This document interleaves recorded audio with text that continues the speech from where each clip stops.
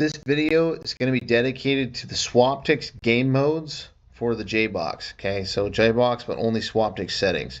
So I'm going to go ahead and look at here at the web server. Once you get on the web server, I have another video talking about getting onto that.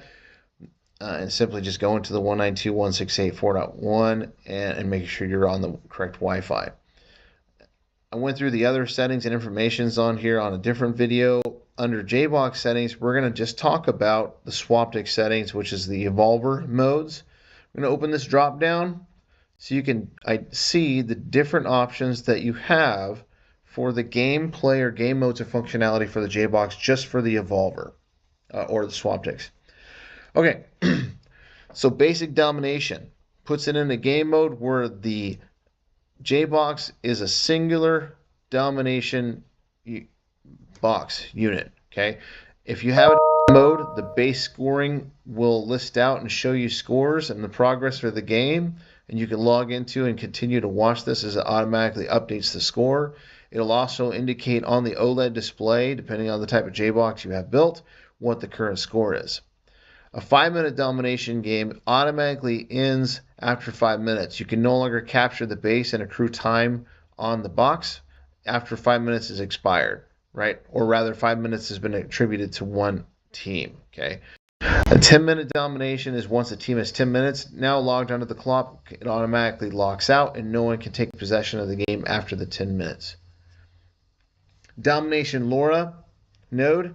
This is if you're using LoRa applications for long-range communication. If you're using that, this will also do the same functionality as it would for the next one, which I'll go over in a second, where the base serves as a single node, meaning that you can have multiple bases working and functioning as domination bases throughout the game.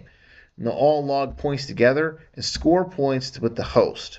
LoRa is still beta, so it's not working 100% yet. Okay, I cannot promise that's going to work great. Now, the same functionality for Domination Node ESP now works great and fantastic. So you can have any number of Jboxes serving as domination bases throughout a playing field, and each of them will continue to update periodically to send scores to the host to indicate how many points each team has in possession for all the bases in play. Okay, so that's how that works. The base will turn the color of the team that has it captured, and it'll work in that manner. Shots accumulator is basically the same thing as doing domination mode. The only difference is it's logging points about how many times the base has been shot. So every single time somebody shoots the base, it acquires a point, requires people to continue to shoot and fire into the base to acquire points and rack them up for the team. King of the Hill. King of the Hill mode is a specific game mode that I built out for this. When you put it in King of the Hill, it turns into a base that's capturable, but you have to be within proximity of that base for 45 seconds. Or sorry, I take that wrong. In order to earn a point for King of the Hill, you have to have acquired a minimum of 45 seconds of possession on the base. After you have had the base possession for 45 seconds, 1 point is awarded to the team that has acquired the time on the device. Now, multiple teams can capture this base during that period of time. So one team can capture it for 5 seconds, another team capture it for 30 seconds, and another team can capture it for 45 seconds. Once one team has 45 seconds, 1 point is awarded to the team with the 45 seconds, and the scores are cleared. And everybody needs to acquire an additional 45 seconds on the base to acquire the next point. Scoring works for this on the host controller, and so that you'll be able to manage and track the point system there. King of the Hill Jedge. Okay, this is the hosted mode for it. So if you have a Swaptx host controller running King of the Hill Jedge, right, with all the bases in this mode, the host controller will automatically detect how many bases are in play in the field and turned on and in the King of the Hill Jedge mode. And will automatically reassign all the bases for different settings under King of the Hill based upon a certain set requirement or criteria. And I'll go over that criteria because it's a very complicated game in a few minutes. on a separate video and how it works and plays. Evolver capture the flag. So this puts the base into a red flag mode, or a blue flag mode, or a yellow or green flag mode. These different flags allow you to normally, with the normal hosting tagger, with the provided equipment from Battle Company or Swaptx, you can have one tagger in host mode. Whenever you're playing any team game, if a player will shoot a Jbox host with the red or blue or yellow or green flag, and you are not of that team, you will capture that team's flag. So in other words, a green team would shoot a red team's flag, capture the flag. Then they would return to their green base and shoot their green base to basically deposit the other team's flag at their base.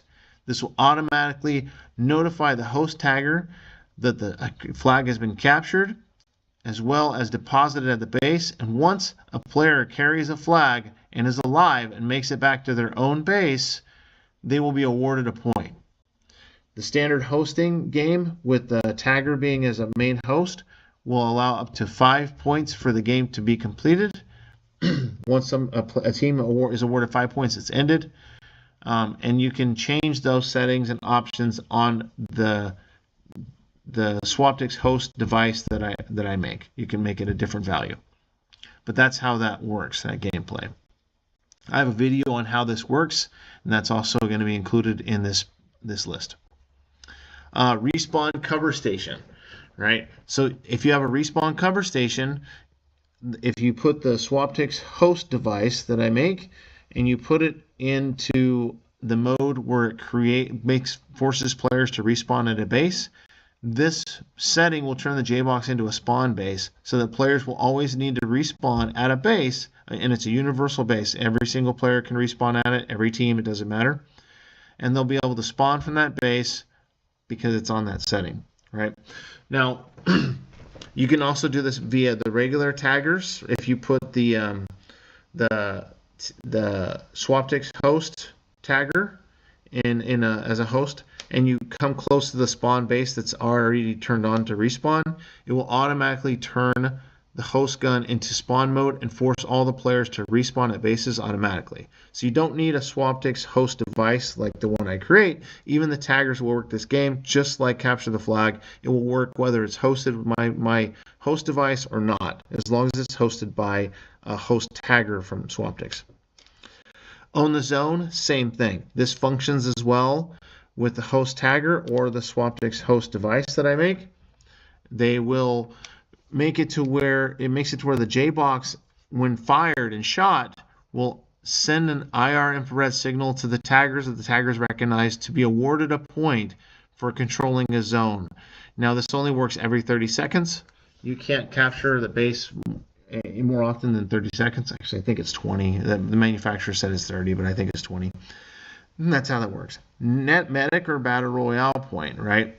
Oh, back to respawn. One more thing on the cover on this is the cover station for respawn is if you're playing battle royale, cover station gives you additional time for your time limit. Okay, so battle royale has a time limit, basic countdown, and so if you're not killing or eliminating other players, you're not getting the additional boost in time to prevent getting the storm damage. The cover station will give you an additional period of time for cover to where you're not being eliminated by the storm and playing battle royale mode with Evolver Swaptx. Back to medic. Medic is a health boost. Okay, so the health boost will give you the ability to gain some health in regular gameplay, and under battle royale, it's a checkpoint, which again gives you some more time on the game, similar to the cover station. Upgrade station. Upgrade station works in hosted games or unhosted games. It doesn't matter. Similar to how the respawn and medic can work in unhosted games. But the problem is you got to make sure that the taggers are near the medic or respawn station for it to automatically trigger and put it in that mode. Upgrade station always works to upgrade your laser tag weapon. If you have a basic weapon, a tagger, then it's only going to just give you a shield. If you have an equipped skin, it will upgrade that skin based upon the type of skin you're using. If you're playing Battle Royale style gameplay with the Battle Royale kit of skins, then it's going to roll for a better upgrade on the options for the scale like Battle Royale. Evolver targets. This puts the base into a target mode, which acquires points and gives you a score. It randomizes how often the how often, or how randomizes the duration of time between illuminations on the base for shooting and capturing the base, as well as how long the indicator will be on. This game is most recommended to play on the J Cube and not the other devices. It's because the J Cube is basically built to look like a target, right? And it's built for this functionality and this gameplay, and it helps a lot. That also, I would say that King of the Hill mode is J Cube is way better for this type of gameplay for King of the Hill, because the indicators on the ring for how it works, as well as having the OLED display helps big time with these. Targets Plus, if you put it in this mode, all of the targets that you set J Cubes you put in target mode, and I have a video on this as well, will be tied in to send the reports of the scores and the progress of scores to a host device. So if you have a Swaptx host device that's in game, it will manage and report the overall score and performance so that people can compete. Now, targets allows for multiplayers. You can have more than, up to 16 players, even teams. To play this game mode, you can integrate this game mode in the setting with a regular hosted game, and it'll with my Swaptx host device, and it'll track the scores for target mode. So it makes it more interesting gameplay if you want to play for points. You can have this as part of the gameplay where you're eliminating players, but really the primary purpose is acquiring points, and the game winning victory depends upon the score of these or those versus the hosting or the amount of kills. IR debug, don't worry about that. That's just something that I built in for myself for testing and troubleshooting things.